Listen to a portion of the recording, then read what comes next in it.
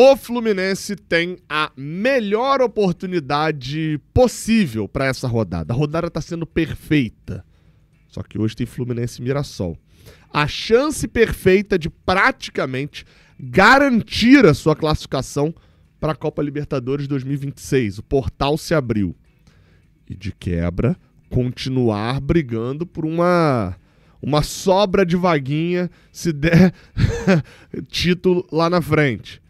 É o olhar que o Fluminense tem que ter para estar não só na Libertadores do ano que vem, mas na Libertadores direto na fase de grupos. Jogo crucial hoje contra o Mirassol. Precisa vencer. Quem vai a campo? Tudo o que você precisa saber sobre essa partida você encontra aqui nesse vídeo de pré-jogo. Roda a vinheta.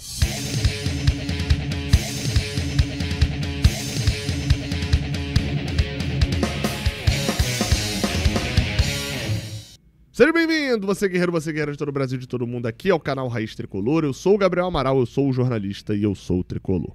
Deixa um like aqui embaixo, se inscreva aqui no Raiz Tricolor. Passa aqui embaixo também para comentar o seu palpite de placar para o resultado de Fluminense e Mirassol. Fluminense e Mirassol acontecerá nesta quinta-feira, nesta quinta-feira no Maracanã, às 7h30 da noite, tá? A transmissão será da Cazé TV, do Premiere e da TV Record. A arbitragem da partida será feita por Anderson Daronco. Curiosidade sobre Anderson Daronco, tá? A última vez que ele apitou um jogo do Fluminense foi há um ano atrás, Fluminense Vasco. Aquele jogo em que o Fluminense perde por 2-0, o Daronco é muito criticado, uma série de erros do Fluminense, e não só isso, o presidente do Fluminense foi até a coletiva no pós-jogo e deu declarações bem fortes, insinuou que o Daronco estava gordo, que não acompanhava as jogadas, disse que era pro Daronco se aposentar, e o Daronco vai fazer jogo do Fluminense de novo. Não tô falando que o que o Mário fez lá foi certo ou foi errado, o ponto é que, né, se o Daronco errar contra a gente agora, dá pra gente insinuar pelo menos, ou afirmar que virou marcação. Enfim, Fluminense e Mirassol hoje, 7h30, a partir de 5h30 da tarde a gente está ao vivo, já direto do Maracanã, trazendo todas as informações para você. E claro, aquela transmissão que você já está acostumado diretamente do estádio, sem qualquer delay. Vamos lá, cara, deixa eu botar essa tabela aí na tela. Eu normalmente tenho simulado os resultados aqui da rodada antes, pra gente poder ir dando uma olhada, saber como é que tá, né? Como é que é o termômetro da rodada. Dessa vez não sobraram muitos jogos que o Fluminense tá jogando na quinta-feira, né? Também na rodada passada eu acertei 2 de 5, né? Porque eu não palpitei no resultado do Fluminense, sobravam 6 jogos, não palpitei no resultado do Fluminense, acertei 2, acertei a vitória do Bahia e a vitória do Palmeiras. Mas vamos lá, tá? 3 jogos ainda faltam porque é uma rodada que foi cheia, depois eu vou gravar um resumão da rodada quando a rodada estiver fechada, né? Mas por que eu abri aqui falando que era um portal que se abriu? Por conta dos resultados que aconteceram na rodada, tá? Primeiro, claro, um resultado que animou muito a gente foi o empate do São Paulo com o Flamengo. Esse resultado pra gente, tricolor, foi bom. Prejudicou o Flamengo e abriu o portal lá pro Palmeiras, por exemplo, botar 2 rodadas de diferença em cima do Flamengo. Por outro lado, o empate do São Paulo não foi tão bom pro Fluminense, porque o São Paulo diminuiu um ponto a sua vantagem. Só que, se você considerar a peia, o tapa, a piaba que o Botafogo deu no Vasco, essa parte foi boa, tá? E ainda mais a vitória do Red Bull Bragantino sobre o Corinthians, por 2-1.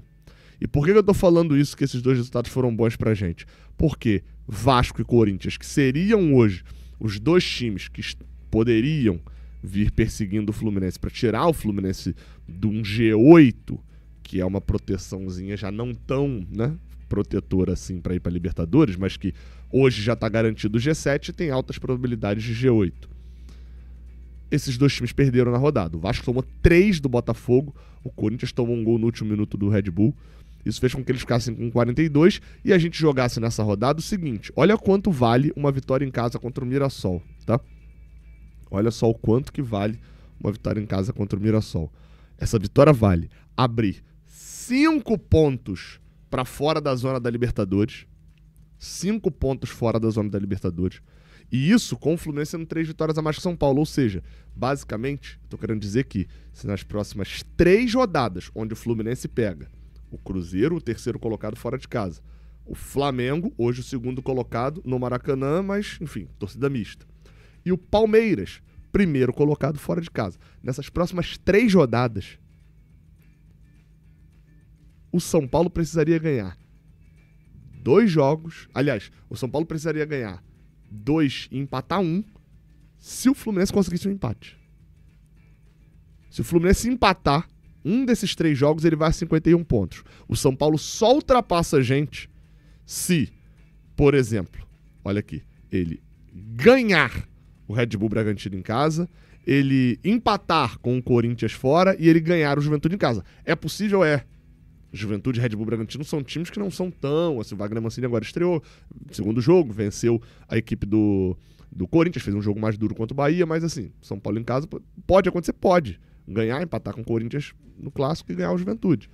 Mas entende que, olha o tamanho da diferença que a gente vai ter. Se a gente fizer 1 ponto em 3 rodadas, o time de São Paulo tem que fazer 7 para poder passar a gente. Então, esse é o tamanho da diferença em relação ao G8. Eu não tô nem falando aqui em relação ao Vasco, porque dessas próximas 3 partidas, se a gente empatar um jogo, ainda que o Vasco vença as 3, a gente vai ficar totalmente empatado e vai pro saldo. Esse é o tamanho de uma vitória hoje contra o Mirassol. O Corinthians, então, mesmo que vença as 3, não passa a gente se a gente empatar um jogo. Isso eu tô falando novamente. Da pior sequência possível do campeonato, a gente estaria resguardado com um empate. Olhando pra cima, né, que é pelo menos o que mais me interessa, eu acho que a gente tem plenas condições de ganhar de classificar para a Libertadores. São Paulo, Vasco e Corinthians não são confiáveis. O Atlético Mineiro e o Bragantino, que estão vendo na sequência, também não. Então acho que a gente ainda classifica que a nossa pontuação ela é boa. Mas olhando para cima, que é o pensamento de que aqui na tabela tá errado. O G5 hoje dá vaga na Libertadores direta. E eu tô mirando nesse G5. O Bahia perder para o Atlético Mineiro era relativamente normal, tava na minha conta. Mas ainda assim a gente ficar a 2 pontos do Bahia intimida. Tava conversando isso com o Fio. O Fio falou, cara, a tabela deles é boa, a nossa não é tanto. Eu falei, exato. Né? E ele falou, cara, mas ficar a 2 pontos intimida. Próxima rodada o Bahia jogar fora de novo, contra o Internacional. A gente vai contra o Cruzeiro, né? Numa zebra, a gente tá ali perto. A vitória do Botafogo não foi tão boa, mas eu prefiro ter a certeza de classificar para pré do que correr o risco de não ir para nada para poder tentar ir direto. O Botafogo, a tabela deles não é tão simplesinha também. Então foi útil pra gente. Olha o tamanho da chance, gente, que a gente tem nessa rodada. De ficar a 2 pontos do Bahia e abrir 5 do São Paulo, que é o time seguinte. Agora, olha a tragédia disso aqui. A gente perdeu um jogo em casa, segue a 5 pontos do Bahia com a gente jogando em casa e ele jogando fora. Tomou 4 do Botafogo e ainda tá a 2 pontos do São Paulo, correndo seríssimos riscos na próxima rodada a ser ultrapassado por eles. Desculpa. Esse jogo é importante demais para tratá-lo como... Vamos ver qual Fluminense que vai entrar em campo, né? Vamos falar de bola e campo, inclusive. Eu sei que você não aguenta mais a mesma escalação. Mas o Zubeldia não deu qualquer indício de mudança. Então, tá aí. Provável escalação do Fluminense contra o Mirassol é essa daí. Fábio no gol, Samuel Xavier, Thiago Silva, Freitas e René, Martinelli, Hércules e Acosta, Serna, Canóbio e John Kennedy. Lembrando que o Ignacio está suspenso, foi, né, punido por um cartão vermelho no último jogo, mas já deveria ser reserva com a volta do Thiago Silva, e que, para o jogo contra o Cruzeiro em Minas Gerais, se o Fábio tomar um amarelo, ele tá fora, se o Lima tomar amarelo, ele tá fora, Martinelli tomar amarelo, ele tá fora, e aí dos outros, o Zubeldia também, né? Se tomar amarelo, tá fora. Ganso, Santos Moreno e Thiago Santos dificilmente entram em campo. Cara, eu tô de saco cheio dessa escalação. Vou até botar ela melhor aí na tela pra vocês. Eu admito. Estou de saco cheio dessa escalação. Por outro lado, também tenho que admitir pra vocês que a realidade é uma só. A gente vai trocar quem dessa escalação aí? Vai trocar como? Me diz aí. Tem como trocar, mas assim, é só a gente querendo o nosso malvado favorito. É só a gente querendo um jogador novo pra poder reclamar. Ou não é? Vai trocar o... Vamos lá, vamos posição por posição, tá? Porque assim, ele não dá qualquer indício de mudança. Vamos ver onde é que ele poderia mudar, o Zubeldia. No gol, 0 chance. Desculpa, eu nem discuto com quem fala sobre mudança no gol, porque eu acho que a pessoa tá completamente maluca, tá biruta da cabeça. Essa pessoa tem que ser internada, tá? Na lateral direita, a mesma coisa. Samuel Xavier. Você pode ter achado o Fidelis, mas convenhamos, não vai ser. Na zaga, Thiago Silva e Freitas. Você pode, o cara que levantar o dedinho pra reclamar do Freitas, ele vai abaixar rapidamente quando ele vê que as opções dele são Igor Rabelo, Manuel e Thiago Santos. Ah, mas tem o Davi Schwindt. Tem. Dizem que tem. Mas o cara não é relacionado pra jogo há 200 mil anos, né? Então, assim, você pode até achar que tem, né? E que ele existe, e de fato ele existe. Existe um Davi Schwindt no Fluminense, mas ele não é relacionado. Abri aqui pra ver, ó. Desde o jogo contra o América de Cali.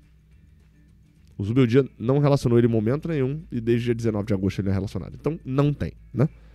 René na lateral esquerda. Não discuto com quem acha também que tem que trocar o René pelo Fuentes. Desculpa, não é isso o ponto agora. Martinelli e Hércules no meio de campo. Mesma coisa. Não tem discussão sobre trocar esses dois. E o Lúcio Acosta, então, que tá voltando de suspensão. Outro que não tem a menor hipótese de levantar uma troca.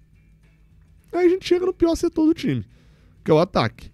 Serna e Canóbio são jogadores medianos que estão oscilando e estão na parte ruim da oscilação. E aí você pode até, acho justo, falar sobre trocar o Kevin Serna ou o Canóbio. O problema é que quando eu giro aqui para poder achar o banco, eu olho Santi Moreno, eu olho Lavega, eu olho Keno, eu olho Soteldo, desculpa. Querer um desses de titular é só querer um cara novo para reclamar. Porque nenhum desses fez nada para poder ultrapassar Serna e Canóbio, que não vem fazendo nada. Tá? E não botei Riquelme aqui na conta porque o Riquelme tava com um problema no ombro. Não sei se estaria de volta, mas se tivesse, aí eu colocaria ele titular. Acho um risco, porque o Reinaldo vai jogar pelo lado dele, né? Pelo lado esquerdo. Poderia vir a ser um problema. Mas... deixa eu botar os jogadores um pouquinho maiores aqui, os jogadores do Fluminense, né? Mas, enfim, poderia vir a ser um problema, mas eu arriscaria colocando o Riquelme por ali, porque eu acho que alguém tem que fazer gol, né? A gente precisa de gol pra fazer. E no ataque é a mesma coisa, cara. É o John Kennedy. Pra mim, tirar o John Kennedy hoje é trocar 6 por meia dúzia, ou 3 por um quarto de dúzia, né? Porque o desempenho tá muito baixo. O desempenho tá muito baixo do John Kennedy, tá muito baixo do Everaldo, tá muito baixo do Germancano. São 20 jogos e os nossos centroavantes só fizeram 2 gols. O Germancano contra o Botafogo numa cabeçada dentro da pequena área e o John Kennedy de pênalti. O Everaldo nem isso fez. 20 jogos que o centroavante não faz um gol. Aliás, fez 2, né? Mas 2 gols em 20 jogos. Isso é pouco, a gente tem que achar forma de jogar sem centroavante. É esse o ponto. Então assim, o que eu vou discutir desse time titular? Se os reservas conseguem ser ainda piores. Tem que mudar o esquema, pô. Não adianta ficar mudando o jogador. 3 zagueiros, talvez pra hoje não seja lógica. Vamos de 4-4-2, bota o Lima pra comprar um meio de campo, faz um 4-4-2. O Nonato, que tal o Nonato e adianta um pouquinho o Lúcio pra linha de ataque. O Lúcio ter alguém pra dialogar ali por dentro, bota o Serna de centroavante, que tal? E o Riquelme de titular. Às vezes salva o Serna, não sei, mas tem que achar soluções. E o Zubeldia até agora, tô achando pouquíssimo inventivo, tá? Pouquíssimo inventivo. Em relação ao Mirassol, uma equipe bem parecida com a que jogou lá em Mirassol contra o Fluminense, que venceu por 2-1, tá? Walter no gol, na lateral direita, talvez o Lucas Jamon volte, mas provavelmente vai continuar o Daniel Borges. O Lucas Jamon era o titular, estava fora por lesão. A zaga com o João Vitor e Gemes, na lateral esquerda, Reinaldo, ficou de fora da última partida contra o Botafogo, mas está de volta agora para esse jogo. O meio de campo com Neto Moura, Danielzinho e Guilherme. E aqui é uma grande mudança, porque no jogo contra o Fluminense, o Guilherme jogou na ponta e aqui jogou o Gabriel. Eles jogaram meio que com 3 volantes. Agora vem o Guilherme aqui por dentro, com o ataque tendo Negueba, Alisson e Christian da Costa. Guilherme, que foi um dos autores dos gols no jogo lá em Mirassol, fez um bonito gol, assim, 1-0 é o gol dele. Sobre o Mirassol, o momento é completamente diferente do que a gente pegou a equipe do interior de São Paulo lá no jogo na casa deles. Lá a gente pegava o Mirassol vindo de 3 jogos sem vencer, derrota forte pro Corinthians, e de lá pra cá eles venceram 4 e empataram agora a última contra o Botafogo. Ou seja, agora dá pra gente crer numa vitória do Fluminense. Mas essa é a verdade.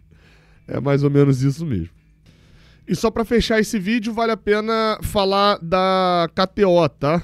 KTO patrocinadora aqui do canal. Eu vou aproveitar nessa rodada a minha chance extra, tá? Eu utilizei a chance extra no jogo passado, acabei que minha aposta não bateu, o Ceará me complicou, enfim. E aí, ó, você vai olhar aqui que tem aqui, aposta grátis R$10, ó. Olha só isso aqui.